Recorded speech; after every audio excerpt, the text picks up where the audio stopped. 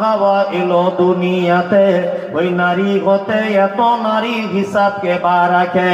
বর্তমানে দেখি শুধু নারীর আমদানি, আর নারীর ফটোয় ব্যবসা চালায় হাজারো দোকানি।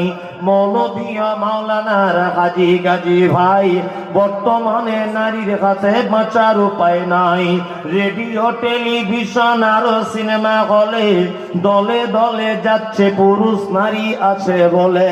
দেশলাইটা হাতে নিয়ে ঠকতে যাব কাঠি, ঠকার আগে তার উপরে আছে নারীর পাটি।